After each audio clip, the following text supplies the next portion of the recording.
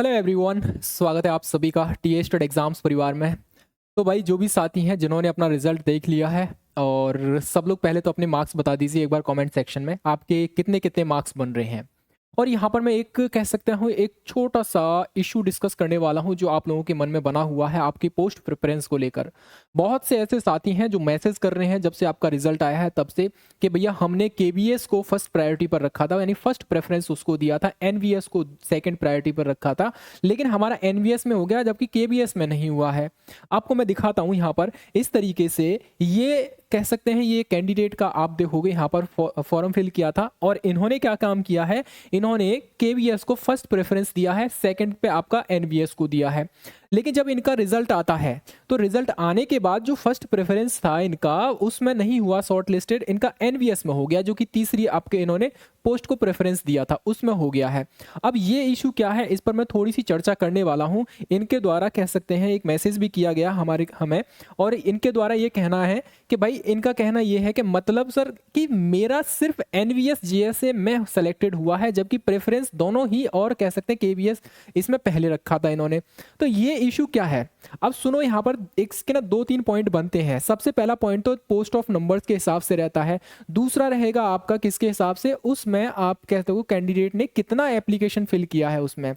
ऐसा हो सकता है जैसे मान लीजिए ये कैंडिडेट है, ठीक है, इनका ये कहना है कि यहाँ पर जैसे उन्होंने केवीएस के लिए अप्लाई किया, अब केवीएस के लिए मान लीजिए इन्होंने पोस्ट ज़्यादा है और यहाँ पर क्या है पोस्ट कम है, और मान लीजिए पोस्ट ज़्यादा है मान लीजिए, ठीक है, और एनवीएस में पोस्ट थोड़ी कम है, लेकिन मान लीजिए अब केवीएस में मैक्सिमम कैंडिडेट ने अप्लाई किया, यानी फर्स्ट प्रेफरेंस आपका केवीएस में रखा सब लोगों ने, तो इसकी कट ऑफ डेफिनेटली ऊपर चली जाएगी और इसकी डेफिनेटली नीचे आ जाएगी।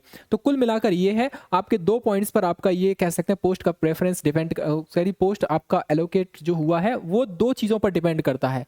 सबसे पहली चीज़ तो यही रहेगी कि भैया आपकी पोस्ट कितनी थी। मान लीजिए एनवीएस में ज़्यादा कम थी और केवीएस में ज़्यादा थी, तो आपको पहले कहाँ जाएगा, पहले उसमें केवीएस में मिलना चाहिए आपका पोस्ट प्रेफरेंस, क्योंकि आपने पहले केवीएस में आपने पोस्ट प्रेफरेंस चुना है और दूसरी चीज़ केवीएस में सबसे ज़्यादा पोस्ट थी, इस तरीके से तो आपको केवीएस मिलना चाहिए। लेकिन ऐसा भी हो सकता है कि भैया उस केवीएस में ही सबसे ज़्यादा कैंडिडेट ने आपका फर्स्ट प्रेफरेंस रख दिया हो, तो डेफिनेटली उसकी कट ऑफ ऊपर चली जाएगी और आपके जो कह सकते हैं मार्क्स जितने होंगे तो उसके अकॉर्डिंग आपको यहाँ पर मिलेगा। अब इसका एक पॉइंट और मैं बता देता हूँ आपको यहाँ पर।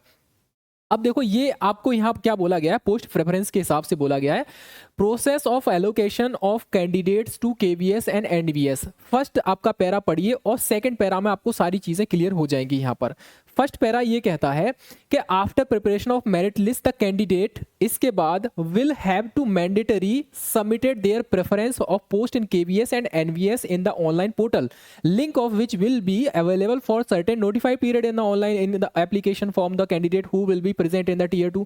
यानी कि टीयर 2 में आप प्रेजेंट होने के लिए आपको जब आपने फॉर्म फिल किया होगा तो आपको यहाँ पर पोस्ट का प्रेफरेंस देना होगा। वैसा ही आपने ये भाई साहब ने किया, ठीक है, इन्होंने अपना पोस्ट प्रेफरेंस उस हिसाब से दे दिया। चलिए यहां तक तो आपको समझ में आ गया होगा और मुझे भी अच्छे से समझ में आ गया है यहाँ पर, ठीक है। अब यहाँ पर क्या बोला है, सेकंड लाइन में आप देखोगे, सेकंड पैरा आप देखिए, the allotment of the post and department, यानी केवीएस एनवीएस में यह जो आपका पोस्ट का अलॉटमेंट होगा will be done as per the merit and the choice indicated by the candidates. यानी कि सबसे ज्यादा चॉइस किस पोस्ट के लिए कैंडिडेट ने अप्लाई किया है, यानी एनवीएस के लिए किया है, केवीएस के लिए किया है, तो उसके अकॉर्डिंग होगा। और इसके अलावा candidate will be allotted only one post as per the his or her choice field by the link according to the merit.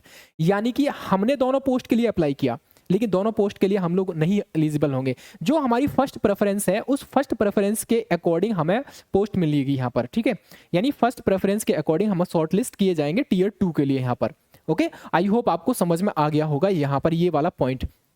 इसके अलावा irrespective of the facts that candidate has appeared in tier 2 and interview skill test और more then one post, ठीक है, तो याद रखना यहाँ पर एक से अधिक पोस्ट के लिए आप जो है यहाँ पर नेक्स्ट स्टेज के लिए टीयर 2 के क्वालिफाई नहीं करेंगे। यहाँ पर सिर्फ जो आपकी पोस्ट प्रेफरेंस होगा और जो आपके मार्क्स और बन रहे होंगे उसके अकॉर्डिंग जो कट ऑफ बन रही होगी उसके अकॉर्डिंग आपको पोस्ट यहाँ पर दी गई है, आपके अकॉर्डिंग यहाँ पर पोस्ट नहीं दी गई है। ये चीज़ याद रखना। अगर आपको आपकी मनपसंद की पोस्ट चाहिए होती तो उसको एक कट ऑफ से ज़्यादा मार्क्स लेकर आने होते थे। बेशक चाहे आपका केवीएस में वैकेंसी ज़्यादा है, एनवीएस में कम है, लेकिन जो प्रेफरेंस दी गई है कैंडिडेट्स के द्वारा सबसे ज़्यादा आपका केवीएस में दी गई है, तो उसकी डेफिनेटली कट ऑफ ऊपर जाएगी। फिर आप सेकंड, मान लीजिए आपके मार्क्स उतने नहीं है कट ऑफ लायक, तो आपको एनवीएस पोस्ट मिल जाएगी। तो ये इशू यहाँ पर आ रहा है आप लोगों के लिए। अब आपको समझ में आ गया होगा यहाँ पर टीयर 2 में आपने चाहे देखो टीयर 1 में आपने एग्जाम दिया, एनवीएस और केवीएस का जेएसए का मान लीजिए एक जैसा ही पेपर हुआ, ठीक है, एक ही पेपर हुआ आपका, ठीक है, इसके अकॉर्डिंग आपने दोनों के लिए अप्लाई किया। अब यहाँ पर क्या है, टीयर 2 में जब आप जाएंगे तो सिर्फ जो आपकी पोस्ट प्रेफरेंस थी उसी के अकॉर्डिंग आपको टीयर 2 देना पड़ेगा। अगर आपने केवीएस के लिए क्वालिफाई किया है तो केवीएस में आप जाएंगे, एनवीएस के लिए क्वालिफाई किया तो एनवीएस में जाएंगे। आई होप ये वाला जो पॉइंट है आपका, ये भाई का आई थिंक ये जो पॉइंट है कि मैंने दोनों ही पोस्ट के लिए अप्लाई किया है, लेकिन मैं सिर्फ एनवीएस के लिए शॉर्ट लिस्ट हुआ हूँ, जबकि मेरा फर्स्ट प्रेफरेंस आपका केवीएस था। तो यहाँ पर अब आपको समझ में आ गया होगा, इनका मतलब कह सकते हैं इस पैराग्राफ के अंदर सारी चीज़ें मेंशन की गई हैं यहाँ पर, ठीक है।